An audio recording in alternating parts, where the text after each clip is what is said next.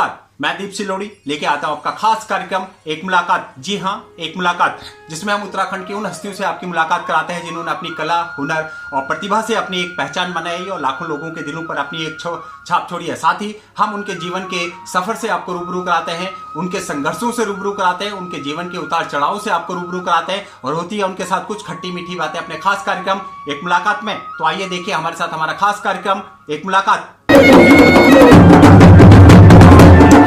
आज हम उत्तराखंड की एक ऐसी हस्ती से आपकी मुलाकात करा रहे हैं जो शिक्षाविद के साथ साथ जो है उत्तराखंड प्रेमी है। पिछले लगातार कई सालों से उनका शौक था कि वो जो है उत्तराखंड की संस्कृति के लिए काम करें। निरंतर जिस तरह से उनको नरेंद्र सिंह नेगी जी से प्रेरणा मिली और गीत संगीत और उत्तराखंड की लोक भाषाओं के साथ लगातार वो जो है अपनी संस्कृति को प्रचार करते रहते हैं। साथ ही दिल्ली में वो जो है प्रधानाचार्य के तौर पर भी कार्यरत है और अपनी बोली भाषा के साथ साथ जो अपनी संस्कृति का प्रचार दिल्ली एनसीआर में करते हैं। कई सामाजिक संगठनों से भी जुड़े हुए हैं। जी, हम बात कर रहे हैं वीरेंद्र कांडपाल जी के।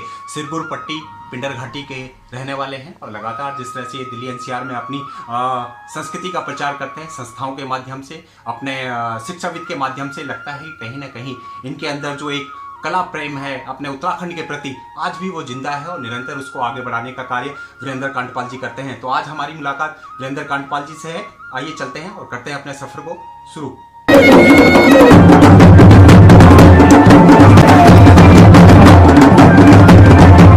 कांडपाल जी, आज आप हमारे कार्यक्रम में आपने हमें समय दिया, आपका तहे दिल से धन्यवाद। मैं भी आपका बहुत बहुत धन्यवाद करता हूँ सिलोड़ी जी, जो आपने मुझे इस लायक समझा, अपने इस इतने बड़ी प्लेटफॉर्म पे जगह दी, इसके लिए मैं आपका बहुत बहुत धन्यवाद करता हूँ। सबसे पहले हमारे दर्शक जानना चाहते हैं कि अगर शुरुआत कार्यक्रम की किसी अगर उत्तराखंड की वंदना से हो जाए तो बहुत ही बढ़िया रहेगा। आप कौन सी वंदना सुनाना चाहिए? मैं नरेंद्र सिंह नेगी जी की वंदना जो जसदेई से शुरू करना चाहूँगा। बिल्कुल बिल्कुल, आप शुरुआत कीजिए।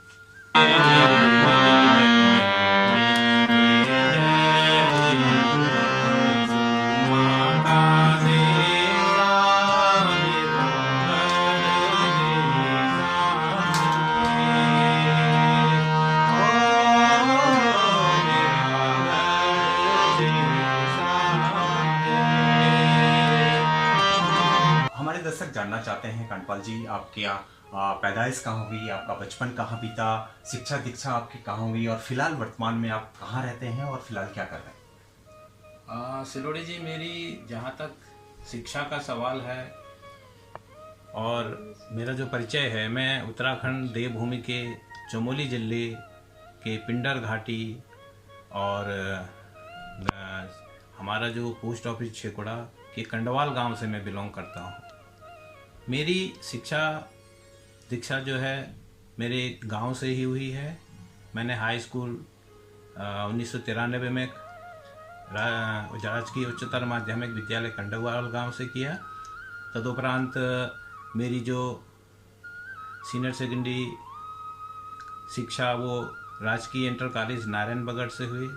उसके बाद में मेरी जो बीएससी की शिक्षा मैंने फिजिक्स और मैथमेटिक्स में श्रीनगर गढ़वाल से लिया और वहीं से ही मैंने जो है स्नातकोत्तर परीक्षा उत्तीर्ण भी की। वर्तमान में फिलहाल आप कहाँ रह रहे हैं और क्या कर रहे हैं? वर्तमान में मैं दिल्ली के छतरपुर इलाके में रहता हूँ और अब मैं सीबीएसई स्कूल में अभी प्रधानाचार्य के पद पे कार्यरत हूँ। विगत 8-10 सालों से मैं इस सोहन राय पब्लिक स्कूल के नाम से स्कूल है उसमें मैं कार्यरत हूँ। आप जो है शिक्षा के क्षेत्र में काफ़ी कुछ कर रहे हैं, साथ ही जो है आप प्रधानाचार्य के तौर पे भी जो है जॉब कर रहे हैं।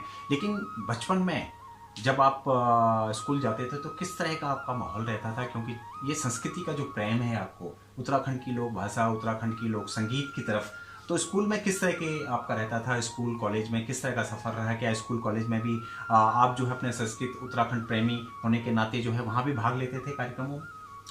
जी हाँ, कार्यक्रम में भाग लेता था, लेकिन बचपन में इतना ज़्यादा मोटिफिकेशन हमें नहीं मिला क्योंकि हमें प्रतिभा तो थी लेकिन मार्गदर्शन की ज़रा कमी थी, तो हम लोग इतना ज़्यादा इंक्लाइन नहीं हुए इसके संगीत की तरफ। मेरा जो झुकाव था वो ग्रेजुएशन के बाद हुआ। जब मैं दिल्ली में आया तो काफ़ी लोगों से मोटिवेशन मिला और लोगों ने मेरी प्रतिभा को भी जाना कि हाँ वास्तव में जो है कुछ इनमें कुछ प्रतिभा है। ठीक है।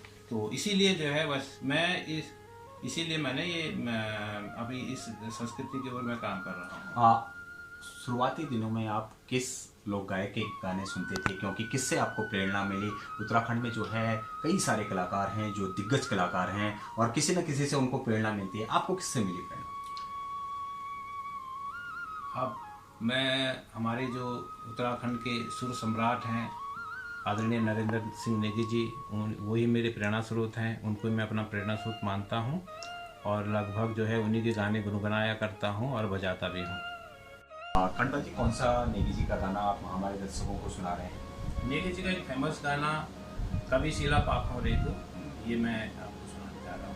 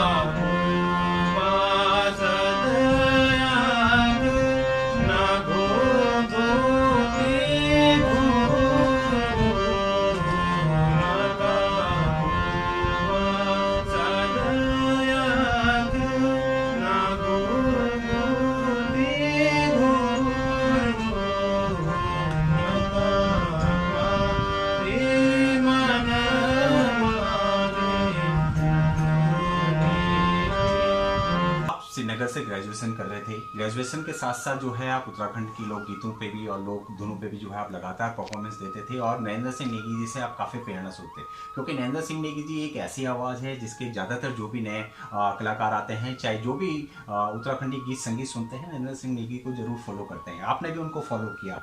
उसके साथ साथ आप जो है जब ग्रेजुएशन किया तो आप जो है वापस अपने गांव की तरफ गए, कनवाल गांव में गए और आप वहां पे आपने अध्यापक के पद पे जो है काम करना शुरू करा। कैसा सफ़र था वो, किस तरह से याद करते हैं? जी हाँ सिलोड़ी जी, वो सफ़र जो है काफ़ी ग्रेजुएशन के बाद मेरा जो जीवन का सफ़र काफ़ी संघर्षमय रहा। तो आर्थिक स्थिति तंग होने के कारण मुझे जो है अपने गांव लौटना पड़ा और गांव में ही मैंने अपने राजकीय उच्चतर माध्यमिक विद्यालय कंडवाल गांव में लगभग 2 साल तक मैंने अध्यापन का कार्य किया, जिसमें मैं साइंस और मैथमेटिक्स वहाँ पे पढ़ाया करता था।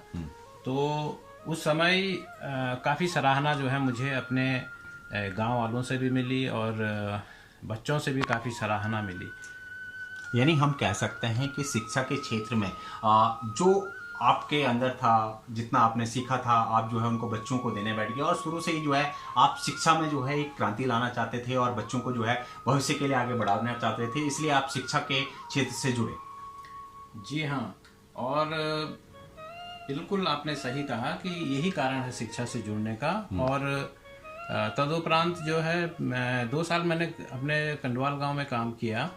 उसके बाद भी मैं अभिभावक शिक्षक संघ के द्वारा वहाँ पे मैं लगा था। उसके बाद जो है झिझोड़ी में जनता हाई स्कूल झिझोड़ी में मैंने काम किया, लगभग 3 साल वहाँ पे काम किया। और एक प्रकार से आप कह सकते हैं कि वहाँ पे जो फाउंडेशन के तौर पे जो टीचर हमको आप मान सकते हैं कि हम ही ने उस स्कूल की शुरुआत की थी उस समय। तो उसके बाद जो है मैं वहाँ से निकल करके फिर दिल्ली आ गया। हम कह सकते हैं कि आप गांव के बच्चों को जो है शिक्षा दे रहे थे। दूर दराज गाँव में जो है जहाँ शिक्षक नहीं पहुँच पाते हैं, वहाँ पे आपने जो है शिक्षा के क्षेत्र में अपना योगदान दिया। वहाँ के बच्चों को जो है उनकी मंजिल तक पहुँचाने के लिए आपने पूरा काम करा। वहाँ के बच्चों के साथ किस तरह का तालमेल रहता था और क्या लगता है कि हर परिवार अपने बच्चों को स्कूल भेजता था? बिल्कुल, बहुत ही सम्मान वहाँ पे मुझे मिलता था। मुझे ही नहीं बल्कि जितने भी अध्यापक, जो भी लोग अध्यापन का कार्य वहाँ पर मेरे जो भी सहयोगी थे, वो जो है उनको सभी को जो है सराहना वहाँ पे मिली। और बच्चों से भी हमें जो है काफ़ी सहयोग मिला और वहाँ पे हमने जी जुट करके जो है काफ़ी मेहनत की उन बच्चों पे और आज वहाँ के जिन बच्चों को हमने पढ़ाया है वो एक अच्छे लेवल पे जो है आज है। यानी हम कह सकते हैं कि जो प्यार बच्चों का वहाँ पे मिला, गांव वालों का आपको मिला, उससे आपको एक प्रेरणा मिली और आपने कहा कि आप शिक्षा के क्षेत्र में जो है आगे बढ़ना चाहिए और शिक्षा के क्षेत्र को ही आपने अपने जीवन का आधार बना लिया। जी हाँ, शिक्षा का ही क्षेत्र मुझे पसंद था और इसीलिए जो है मैंने उसको आधार बनाया और आज मैं दिल्ली में हूँ।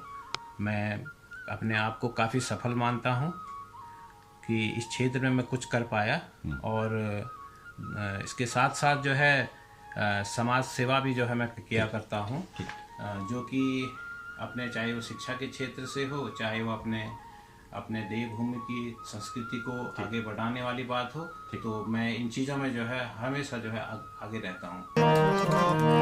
पावन मेरो उत्तराखंड, पावन मेरो उत्तराखंड, गढ़भूमि मेरो गढ़ देसा, पावन मेरो उत्तराखंड, गढ़भूमि मेरो गढ़ देसा,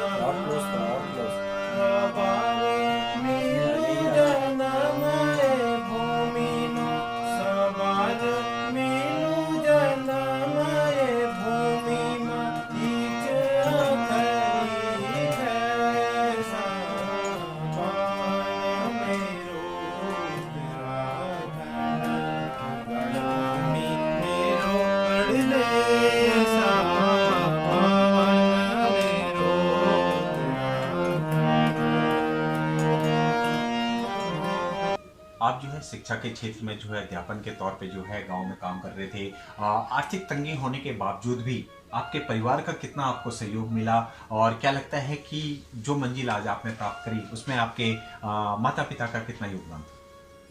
जहाँ तक मेरी सफलता का राज है उसमें मेरे माँ बाप का ही सबसे बड़ा रोल है। पिताजी अभी स्वर्ग में हैं, लेकिन उन्होंने भरसक प्रयास किया मुझे आगे बढ़ाने के लिए, मेरी शिक्षा के लिए, और कभी भी पैसे की तंगी होते हुए भी जो है मेरे माँ बाप ने जो है मुझे आगे बढ़ाने में कोई कसर नहीं छोड़ी और आर्थिक तंगी होने के बावजूद भी मुझे आगे बढ़ने के लिए प्रेरित करते रहे और उसी का जो है आज परिणाम है कि मैं अपने आप को एक सफल मानता हूँ। यानी हम कह सकते हैं कि जो आपने शिक्षा प्राप्त करी उसमें आपके परिवार का बड़ा सहयोग रहा, माँ बाप का बड़ा सहयोग रहा, क्योंकि आपने जो शिक्षा प्राप्त करी उसमें उनका बड़ा सहयोग रहा। बिल्कुल, पूरे परिवार का सहयोग रहा और विशेषकर पत्नी का सहयोग भी मुझे बहुत ज़्यादा मिला। क्या लगता है कि जो कला आपके अंदर छुपी हुई थी, काफ़ी वर्षों से आपके अंदर छुपी थी, शादी के बाद क्या लगता है वो खुल के मंच पे आई? बिल्कुल खुलकर मंच पे आई, मैं ये कह सकता हूँ। और हमेशा ही जो है सहयोग रहा, हमेशा उसका मेरे साथ हमेशा सहयोग रहा और सहयोग के कारण ही जो है जो हो सकता है मुझ में कुछ कमी होंगी वो कमियां दूर हुई और हमने म्यूचुअल डिसीजन लेने शुरू किए कि भाई हमें ये करना चाहिए या आप में ये प्रतिभा है, इस प्रतिभा को आप आगे बढ़ाओ। तो इसका योगदान जो है और इसका श्रेय जो है वो मेरे केवल पत्नी को जाता है। यानी हम कह सकते हैं कि आप जो है आर्थिक तंगी के रहते हुए भी जो है आपने शिक्षा प्राप्त करी, अच्छे पद पे जो है आप कार्य करने बैठे, लेकिन जो कहीं ना कहीं होता है ना एक कलाकार के दिल में जो है कहीं ना कहीं कुछ प्रतिभा छुपी होती है। वो प्रतिभा हम कह सकते हैं कि जब आपकी शादी हुई उसके बाद खुल के नजर आई और आपकी धर्मपत्नी ने पूरा सहयोग दिया आपको? बिल्कुल पूरा सहयोग रहा। शादी के उपरांत जो है बहुत सहयोग रहा उसका और आज भी जो है एक प्रकार से सहयोग लगातार मिल रहा है और हम लोग आगे बढ़ते हैं इसमें। हम कह सकते हैं कि उसके बाद जब आपकी शादी हो गई उसके बाद धीरे धीरे जो है आपने रामलीलाओं के मंचन पे भी जो है जाना शुरू कर दिया, क्योंकि परिवार का आपको पूरा सपोर्ट मिला। उसके बाद जो है आपने रामलीलाओं में अपना मंचन शुरू कर दिया। किस तरह का एक्सपीरियंस था और क्या लगता है गांव में जो रामलीला आप करते थे उनमें किन किन पात्रों पे आप अनुभव करते, थोड़ा इस पर? जहाँ तक रामलीला का सवाल है, गांव में रामलीलाओं का मंचन होता था, हम भी प्रेरित होते थे। हमारे ही परिवार के मेरे स्वर्गीय चाचा जी श्री विद्यादत्त कांडपाल जी, वो उनका जो है वो एक, मैं उनको मान सकता हूँ एक समाज सेवी तो वो रहे हैं। और उनकी प्रेरणा से, और दूसरे चाचा जी मेरे श्री राजेंद्र प्रसाद कांडपाल जी, जो कि अभिनय के मामले में उस क्षेत्र में जो है प्रख्यात जो है कलाकार माने जाते हैं, और उनसे हमें प्रेरणा मिली। और रामलीला मंचन में जो है मैंने अपना जो शुरुआत किया था पाठ का, वो अंगद के पात्र के रूप में मैंने शुरू किया था। तो मान सकते हैं कि ये लोग मेरे लिए मार्गदर्शन रहे हैं, और यही मेरे प्रेरणा स्रोत है। हमने देखा है कि सिरगुर पट्टी में जो है ज़्यादातर क्या मोस्टली कई गांव में जो है, चाहे वो बहुती हो, चाहे सिलोड़ी हो, मनोड़ा, छेकुड़ा, मौना, ज़्यादातर लगातार जो है रामलीलाओं का बड़ा क्रेज है। वहाँ पे जो है युवा बच्चे भी आजकल जो है रामलीला के पात्र करते हैं। तो क्या लगता है कि कलाकार तो उनके दिल के अंदर है, लेकिन उनको वो मंजिल नहीं मिल पाती जिसके वो हकदार हैं? वो तो है। देखो, अब अगर हम वहाँ की बात करें तो वहाँ इतना एक्सपोजर नहीं मिल सकता है, लेकिन प्रतिभा की कमी नहीं है, प्रतिभाओं की कमी वहाँ पे है ही नहीं। सबसे बड़ी चीज़ है उनको आगे मार्गदर्शन नहीं मिल पाता है, उनको आगे प्लेटफॉर्म नहीं मिल पाता है, जिसकी वजह से उनकी प्रतिभा जो है दब जाती है। तो प्रतिभा खोलने के लिए जो है मार्गदर्शन का होना बहुत जरूरी है, और मंच होना बहुत जरूरी है। बिना मंच के जो है कुछ भी नहीं हो सकता है। यानी हम कह सकते हैं कि आपने रामलीला का मंचन शुरू करा, रामलीला में आप अंगद का पाठ करने बैठ के धीरे धीरे जो है ये शौक आपका बढ़ता चला गया। आप अपनी परफॉर्मेंस भी जो है मंचों पे देना शुरू कर दिया। क्या लगा कि शिक्षा के साथ साथ जब आप संस्कृत से अपने उत्तराखंड के गीत संगीत से जुड़े, मन को कितना सुकून मिला आपको? बहुत सुकून मिला। जैसा कि मेरा पूरा परिवार, जितने भी हमारे जो कांडपाल फैमिली है, काफ़ी ये लोग जो है संस्कृति से हमेशा जुड़े रहे हैं, और जहाँ भी संभव हुआ है इन लोगों ने जो है अपने जो अनुज हैं उनको प्रेरित किया हर चीज़ के लिए। और संस्कृति का विशेष रूप से जो है संस्कृति में काफ़ी भाग लिया करते थे। तो प्रेरणा स्रोत वही है। आगे का जो आगे हमने जो भी किया है उन्हीं के प्रेरणा से किया है।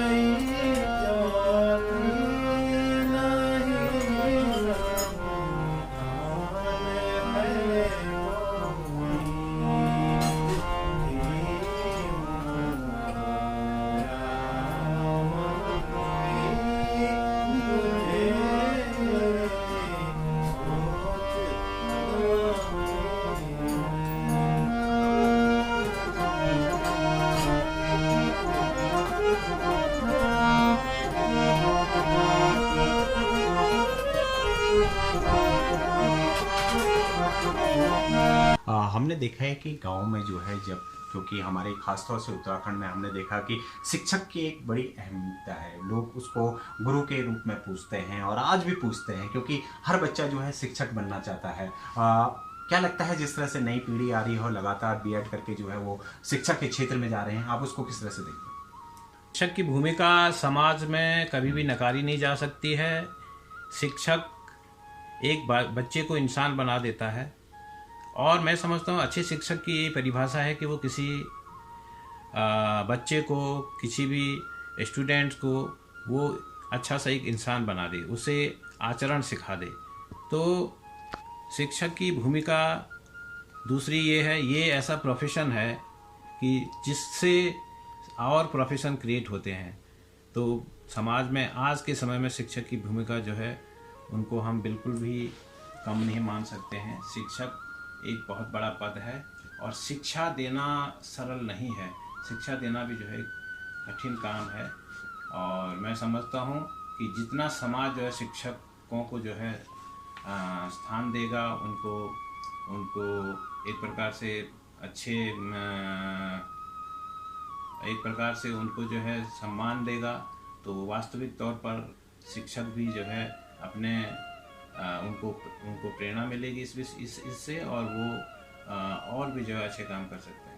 हमने देखा है कि ज़्यादातर उत्तराखंड में या तो फौज में लोग जाते हैं या शिक्षा के क्षेत्र में जा रहे हैं, उन सभी को आप क्या कहना चाहेंगे? इसकी सेवा करना ये मामूली बात नहीं है, बहुत अच्छी बात है। हमारा जो देवभूमि है, यहाँ से जो है मैक्सिमम जो बच्चे होते हैं हमारे देश की सेवा कर रहे हैं। उन्हें सैल्यूट करते हैं हम लोग, जितने भी देश की सेवा कर रहे हैं।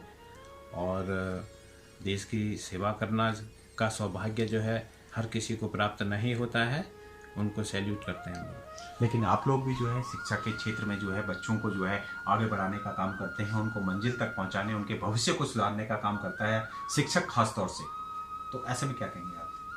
जी हाँ, हमारा लगातार यही रहता है कि हम जिन बच्चों को पढ़ा रहे हैं वो अच्छे इंसान बने, अच्छे से वो आगे अपना जीवन सफल बनाएं, ये हमारा उद्देश्य रहता है।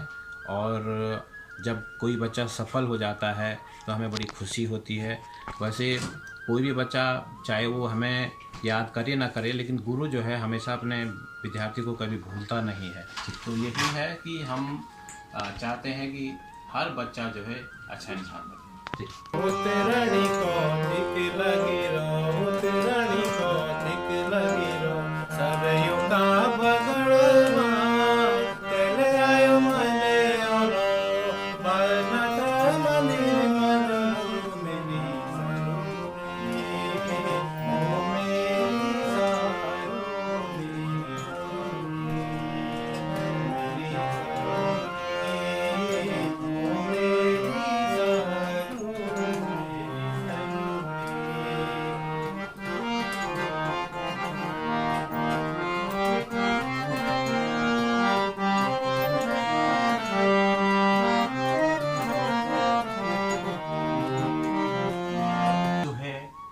शिक्षा के क्षेत्र में लगातार काम कर रहे थे और साथ ही आपकी धर्मपत्नी भी जो है आपका पूरा साथ देती थी, वो भी जो है बच्चों को पढ़ाने लग गई। लेकिन ऐसा क्या कारण रहा कि आप जो है अच्छी जॉब होते हुए भी, सब कुछ बढ़िया चलते हुए बच्चों को आप शिक्षा दे रहे थे, उसके बाद आपने जो है दिल्ली का टर्न किया? आखिर क्या ये रहा कारण जिसके लिए आपको दिल्ली आना पड़ा?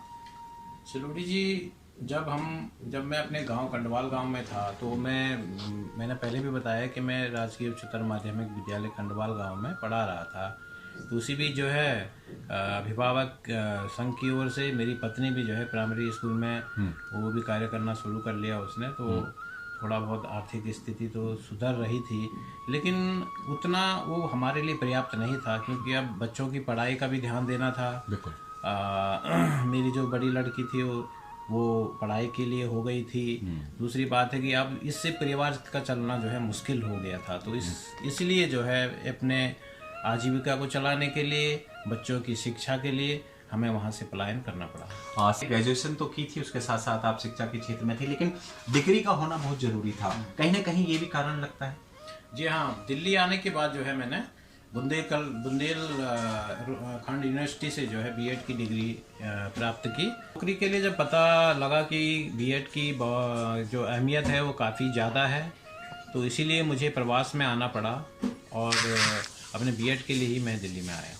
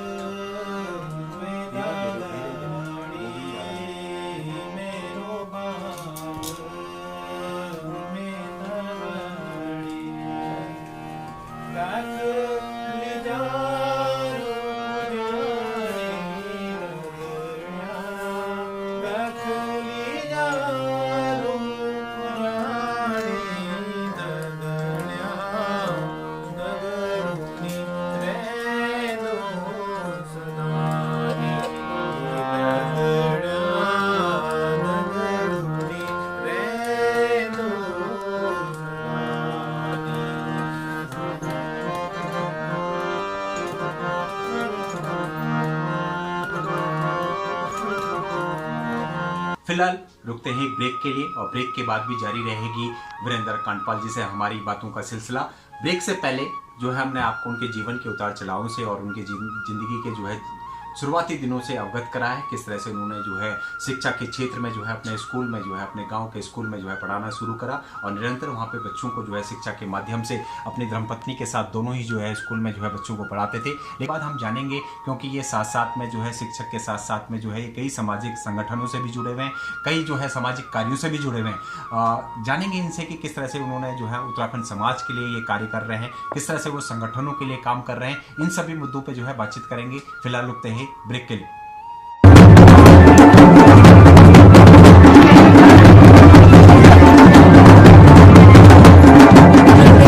ब्रेक के बाद एक बारी फिर से आपका स्वागत है हमारे खास कार्यक्रम एक मुलाकात में। और आज हम आपकी मुलाकात करा रहे हैं शिक्षाविद और उत्तराखंड प्रेमी वीरेंद्र कांडपाल जी से।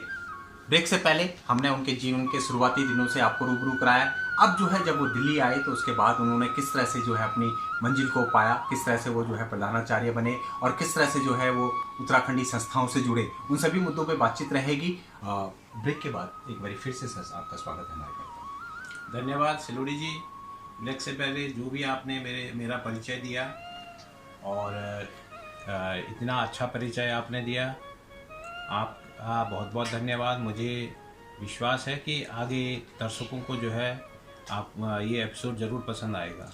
हम चाहते हैं सर फिर से कोई आपका सुंदर सा गीत जो आपको याद आ रहा हो, खासतौर से नरेंद्र सिंह नेगी को आप जो है अपने प्रेरणा स्रोत मांगते हैं, हम चाहते हैं कि उनका एक गाना फिर से आप हमारे दर्शकों के लिए गाएं। बिल्कुल, अभी मैं एक गाना जो नरेंद्र सिंह नेगी जी ने लिखा और गाया है, भूल जब रात खुलेगी। बिल्कुल जब फिर रात खुलेगी, हर दिन मनाई पौध जंगल, मेरा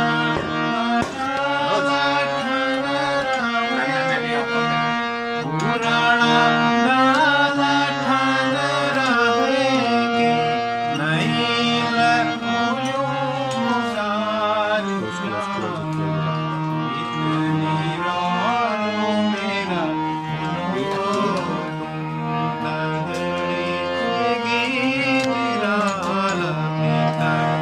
रोलूं मेरा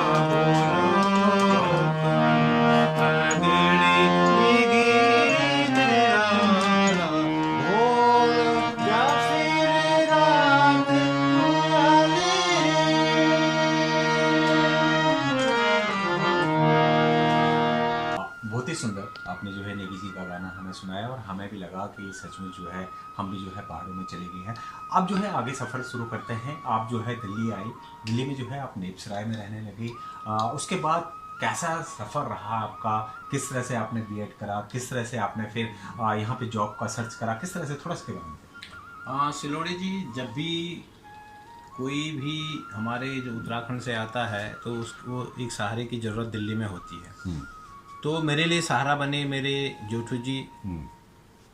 तो उन्होंने मुझे सहारा दिया और मैं नेप सराय में आया सर्वप्रथम। तो वहाँ पे मैं रहा करता था उनके साथ में, किराए का मकान था तो हम लोग उसमें रहा करते थे। तो उसके बाद मैंने एक दो जगह नौकरी के लिए प्रयास किया, लेकिन कंप्यूटर की उपयोगिता का जो पता लगा उस समय हमें लगा कि वास्तव में जो है कंप्यूटर कितना महत्वपूर्ण है। तो मैंने थोड़ा हार्डवेयर नेटवर्किंग का भी कोर्स किया। उसके बाद कंप्यूटर का ज्ञान प्राप्त करने के बाद फिर मैंने कई जगह प्रयास भी किए। तब तक मैंने उसी दौरान जो है बीएड के लिए मेरा सिलेक्शन हो गया। तो मैंने फिर बुंदेलखंड यूनिवर्सिटी से बीएड किया। बीएड करने के बाद पुनः मैं दिल्ली में आ गया और दिल्ली में ही जो है फिर एक प्रकार से ट्यूशन से मैंने अपने करियर की शुरुआत की, समझ लो, दिल्ली में। तो ट्यूशन में पढ़ाया करता था। उसके बाद छोटे छोटे स्कूलों में मैंने पढ़ाया, कभी 1 साल 2 साल 3 साल इस प्रकार से मैं पढ़ाता गया। इसी प्रकार से सिलसिला चलता गया। थोड़ा बहुत जीविका के लिए पैसा मिल जाता था और फिर आगे बढ़ने के लिए फिर मैंने आगे सोचना शुरू किया कि मुझे अब काफ़ी अनुभव हो गया है तो मैं किसी बड़े स्कूल को, बड़े स्कूल में मैं जा सकता हूँ। तो 2008 में जो है हमारे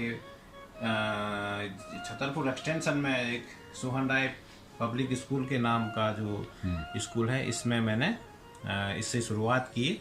और इस स्कूल की फाउंडेशन ही जो है मैंने खुद रखी, और हमने इसको 2 बच्चों से इस स्कूल को चलाया मैंने। और आज के समय में इस स्कूल में जो है मेरे पास 800 बच्चे लगभग पढ़ रहे हैं। यानी हम कह सकते हैं कि आपने शिक्षा का क्षेत्र नहीं छोड़ा, आपने एक प्रोफाइल जो अपनी शुरू से रखी हुई थी, उसी प्रोफाइल को लेके आप दिल्ली में भी जो है अपने शिक्षा पे ही काम किया। बिल्कुल, और सफलता भी हमें उसी में मिली। और आज मैं खुश हूँ कि मैं जो मेरी मेहनत है वो वास्तव में जो है मैं एक कामयाब बन चुका हूँ। और काफ़ी मुझे सराहना मिलती है, पेरेंट्स से भी काफ़ी सराहना मिलती है। और इस क्षेत्र में एक प्रसिद्ध स्कूल इसको माना जाता है। वैसे इसमें लास्ट टाइम तक तो काफ़ी 900 के लगभग बच्चे हुआ करते थे, लेकिन कोरोना के कारण कुछ बच्चे अभी कम हुए हैं। और लगातार जो है हम प्रयासरत हैं, और कुछ ही सालों में हो सकता है कि ये सीनियर सेकेंडरी हो जाए। अभी इसके लिए हमारा पूरा प्रयास है, हमारा पूरा मैनेजमेंट का जो है पूरा प्रयास है। यानी हमने देखा है कि आप उत्तराखंड संस्कृत प्रेमी तो शुरू से ही थे, इस गीत संगीत में आपको पूरा शौक रहता था। वही परंपरा जो है आपने अपने स्कूल में भी करी। यहाँ पे आप एनुअल फंक्शन करते हैं, बच्चों की प्रतिभा को निखारते हैं, समय समय पे हमने देखा सांस्कृतिक कार्यक्रमों के माध्यम से। तो क्या लगा कि जो आपका सपना था, लेकिन आपने उन बच्चों को भी जो है संगीत और खेल कूदों की ओर भी बढ़ाया? जी हाँ, पढ़ाई सब कुछ नहीं है सिलोड़ी जी, उसके साथ साथ जो है बच्चा जो है बच्चे को हमें उसकी बहुमुखी प्रतिभा को जो है जानना बहुत ज़रूरी है। तो साथ ही साथ जो है जो को करिकुलर एक्टिविटीज़ है, ये सारे हम स्कूलों में बच्चों से ज़रूर करवाते हैं, और हमारे बड़े बड़े फंक्शन भी होते हैं। तो इसके माध्यम से जो है बच्चे का जो दूसरे प्रकार के जो टैलेंट्स हैं वो भी जो है बाहर निकलते हैं इन चीज़ों से। तो ये बहुत महत्वपूर्ण है, मैं समझता हूँ। आज जो है छतरपुर में काफ़ी नाम है स्कूल का, और आप एक प्रसिद्ध स्कूल के अंदर जो है प्रधानाचार्य के तौर पे काम कर रहे हैं। काफ़ी लंबा अनुभव आपका है, काफ़ी लंबा एक्सपीरियंस आपका है, हम कह सकते हैं।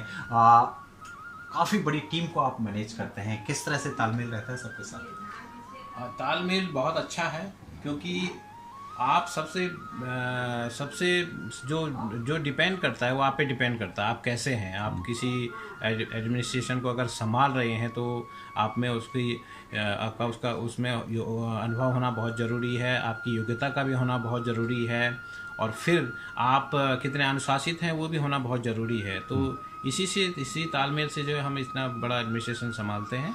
और दिल्ली में जहाँ तक बात है, एडमिनिस्ट्रेशन संभालना एक छोटी मोटी बात नहीं है। तो हम इसी प्रकार से हमारे अध्यापक हैं वो भी काफ़ी सहयोगी हैं, उनका भी बहुत सहयोग मिलता है, मैनेजमेंट का भी बहुत सहयोग मिलता है। उन्हीं के सहयोग से जो है हम लोग ये बड़ा काम कर रहे हैं।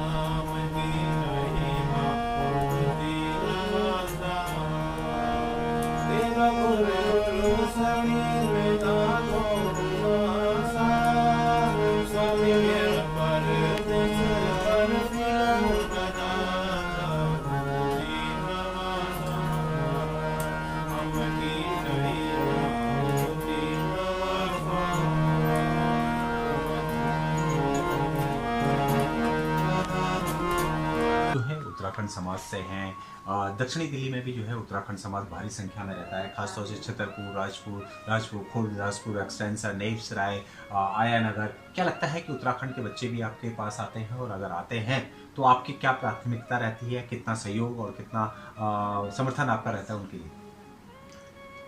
उत्तराखंड के बच्चे, जब मैं यहाँ पे आया था तो इतना हम लोगों को कोई जानता नहीं था।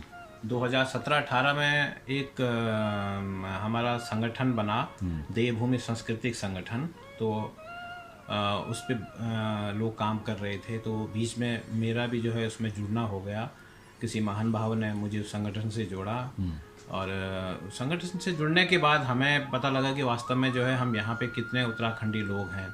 तो संगठन से जुड़ने के बाद हम लोग सारे इस संगठन पे काम करना हमने शुरू किया और इस संगठन को हमने आगे बढ़ाया। 18 और 19 में जो है 2 प्रोग्राम भी बड़े बड़े प्रोग्राम करवाए हैं और इसमें हम बच्चों को भी लेते हैं, जो भी हो बच्चों को प्रोत्साहित करते हैं।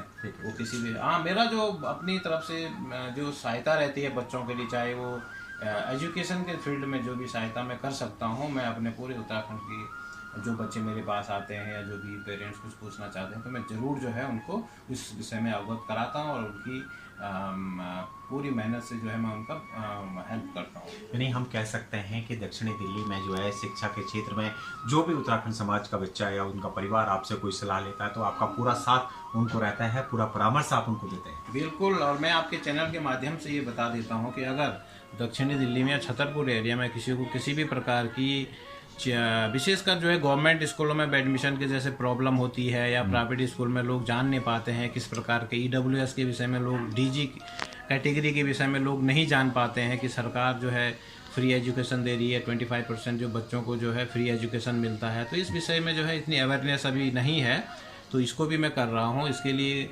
अलग से कभी अगर कैंप लगाने की ज़रूरत पड़ी तो संगठन के माध्यम से एक कैंप लगा दिया जाएगा और उनको इस विषय में इनकी जानकारी दी जाएगी। साथ ही साथ और भी चीज़ें हैं जो कि कई तरह का ऐसा है कि उनको अभी जैसे योजनाओं के विषय में जानकारी नहीं है, सरकार की जो योजनाएं चल रही हैं जो उनके लाभ के लिए चल रही हैं, उनकी योजनाओं के विषय में जानकारी है, तो समाज सेवी होने के नाते जो है इनको भी, इन चीज़ों को भी जो है उनको बताया जाएगा और इस विषय में उनकी सहायता की जाएगी।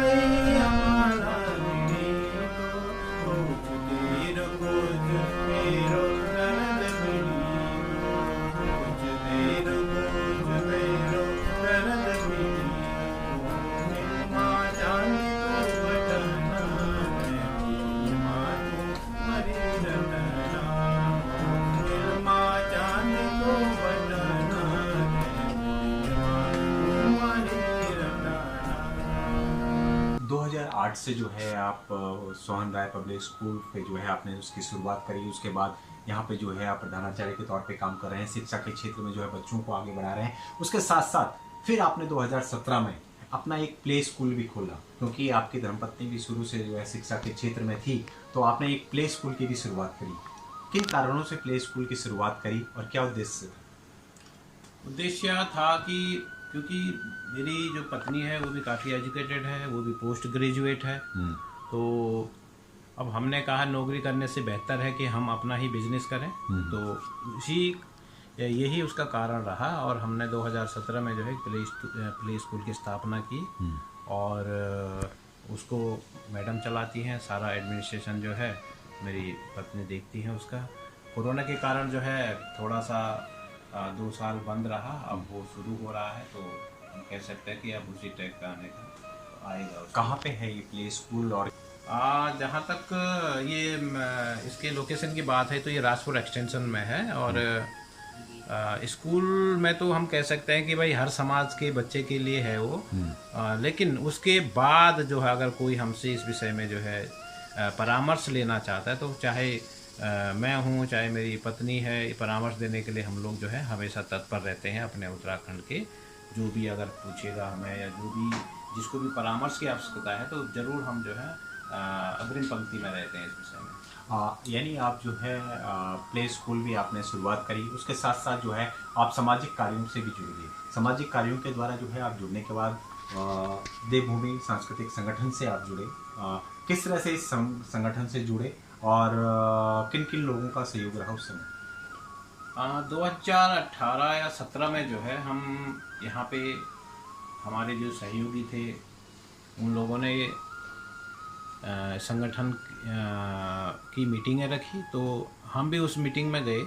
उस मीटिंग में गए तो अपना जितना भी हम सहयोग दे सकते थे संगठन के लिए हमने दिया, और इस राजपुर में सभी लोगों को हमने जो एकजुट किया।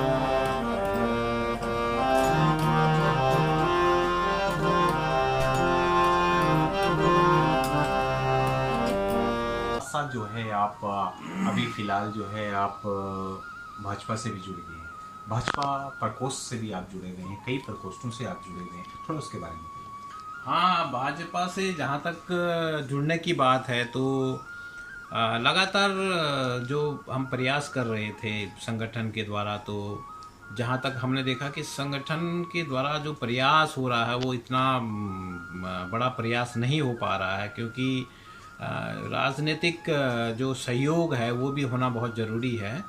तो मैं अब भाजपा पर्वतीय जो उत्तराखंड प्रकोष्ठ है उसमें मुझे एक काफ़ी बड़ी जिम्मेदारी जो है पार्टी ने दी है। मैं महरौली जिला में सह संयोजक के पद पे जो है अभी यहाँ पे हूँ। अभी मैंने ये पार्टी ज्वाइन किया है और चाहूँगा कि इसके माध्यम से जो है और भी कार्य जो है समाज में किए जा सकें। क्या लगता है कि जिस तरह से जो है उत्तराखंड प्रकोष्ठ दिल्ली एनसीआर में जो है उत्तराखंड समाज का प्रतिनिधित्व करता है, भाजपा में जो है उत्तराखंड समाज को आगे बढ़ाता है, कितनी उम्मीद कि आने वाले समय में जो है प्रकोष्ठ नगर निगम के चुनाव हो चाहे कोई भी हो उसमें उत्तराखंड की भागीदारी को निभाएगा?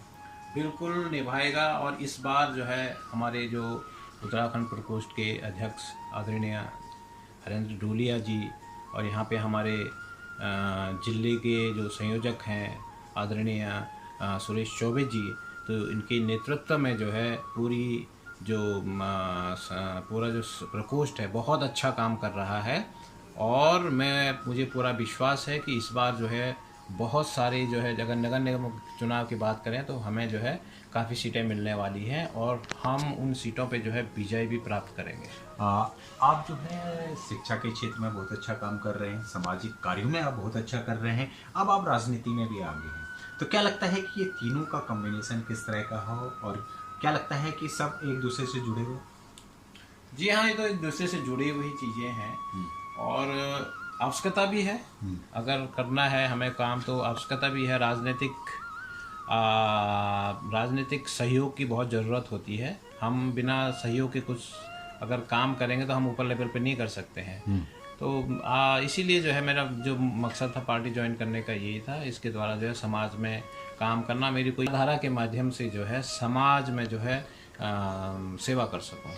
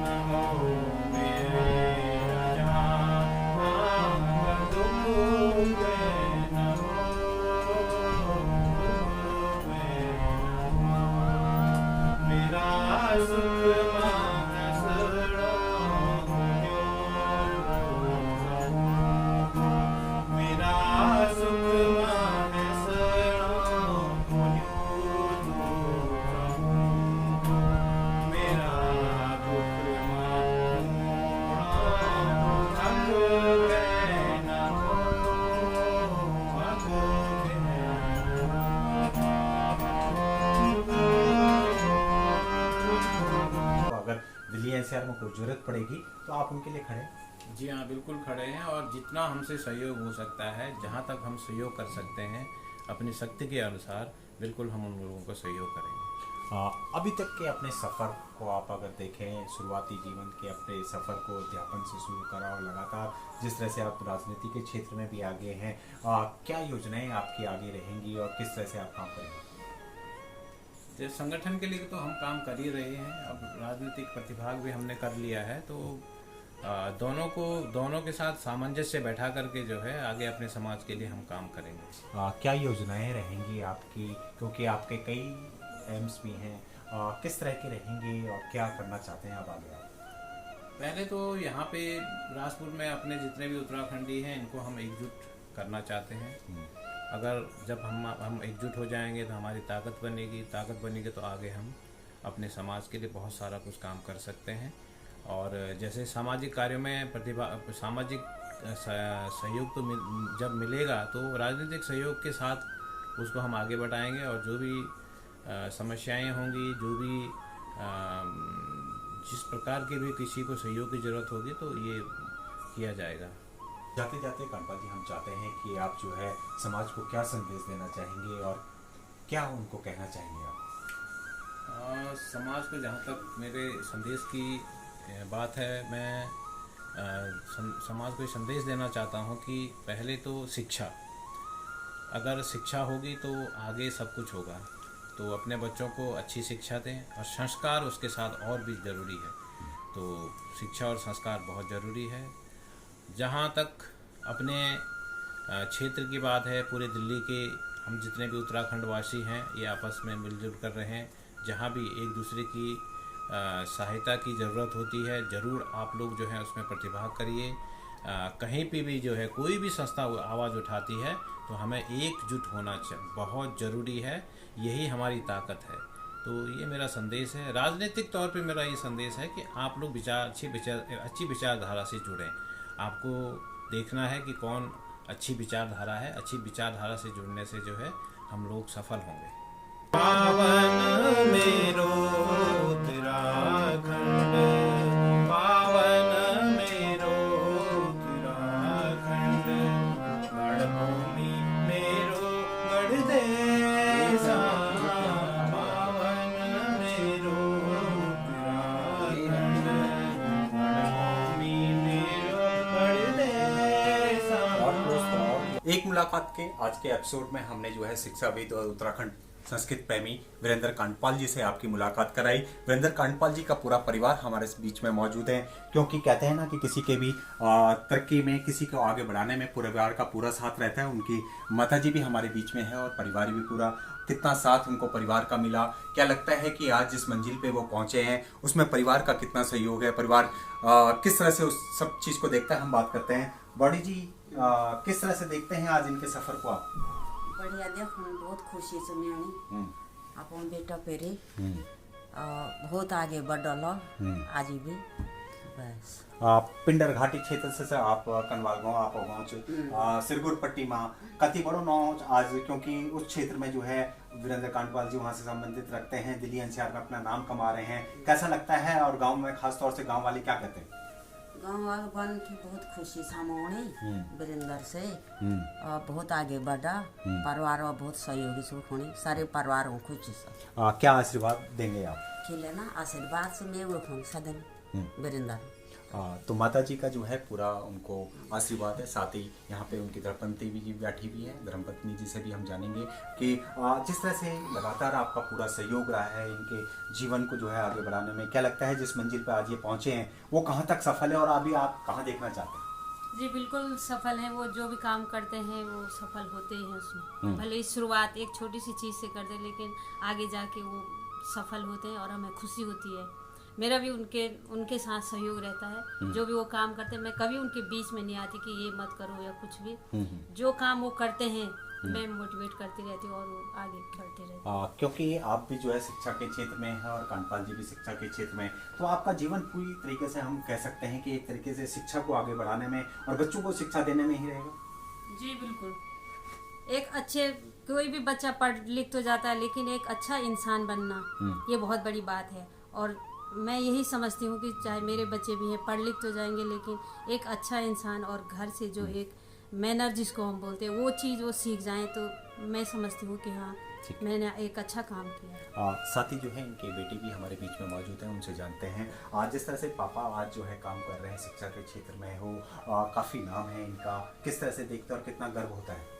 जी गर्व तो देखिए बिल्कुल होता है कि हमारे पिताश्री इतना अच्छा काम कर रहे हैं, अपना नाम बना रहे हैं, और साथ ही साथ बोलने में भी गर्व फील करते हैं हम लोग कि हमारे पिताश्री ये काम करते हैं, समाज सेवा करते हैं। तो मैं तो बस ये बोलना चाहूँगा कि बहुत अच्छा काम करते हैं और आगे भी करते रहेंगे, और इनका साथ देते हुए मैं भी यही काम करूँगा बस। यानी आप भी पापा के जो है पश्चिमों पे आगे बढ़ना चाह रहे हैं? जी हाँ। साथ ही जो है इनकी बेटी भी यहाँ पे मौजूद है, आइए जानते हैं उनसे कि वो किस तरह से पापा के सफ़र को देखती है, क्योंकि पूरा परिवार का इनको पूरा सहयोग है। किस तरह से देखते हैं पापा के सफ़र को? मुझे बहुत खुशी होती है कि पापा इतना आगे बढ़ गए हैं, और जितने भी स्ट्रगल्स पापा की लाइफ में आए हैं एक तरीके से वो सही आए हैं, क्योंकि अगर वो नहीं होते तो आज हम ऐसे नहीं होते, आज फैसिलिटीज़ वगैरह हमें नहीं मिलती। तो पापा ने जो भी डिसीजन लिया वो एकदम सही है, और मैं उसको मैं उसके लिए सहमत हूँ। जो भी आप लोग जो है, क्योंकि पापा शिक्षा के क्षेत्र में हैं और साथ ही जो है उत्तराखंड संस्कृत प्रेमी भी जुड़े हुए हैं, लगातार उत्तराखंड संगीत से जुड़े हुए हैं, तो क्या लगता है आपको जब याद आती है तो पापा के गाने सुनते हैं आप लोग? डेली पापा गाना गाते हैं और हम उन्हें सुनते हैं, हमेशा हारमोनियम पे बजाते रहते हैं, और हमें भी अच्छा लगता है गढ़वाली गाने, मैं तो बहुत सुनती हूँ। यानी हम भी उम्मीद करते हैं कि वीरेंद्र कांतपाल जी का सफ़र ऐसे ही आगे बढ़ता रहे, जिस तरह से अब वो जो है सामाजिक कार्यकर्ता के साथ साथ जो है राजनीति में भी आ रहे हैं। उम्मीद करते हैं कि इनका पूरा परिवार उनका पूरा साथ देगा, और निरंतर जिस तरह से ये उत्तराखंड की सेवा कर रहे हैं, अपनी संस्कृति की सेवा कर रहे हैं, समाज को एकजुट कर रहे हैं, उम्मीद करते हैं कि इनके पश्चिमों पे उनके बेटे भी आगे जो है कार्य करते रहेंगे, और इनको पूरा परिवार का आशीर्वाद है। इसी के तहत आज जो है हमारा कार्यक्रम यहीं समाप्त होता है। मेरे सहयोगी मनोज कोठारी और मुझे दीजिए इजाज़त।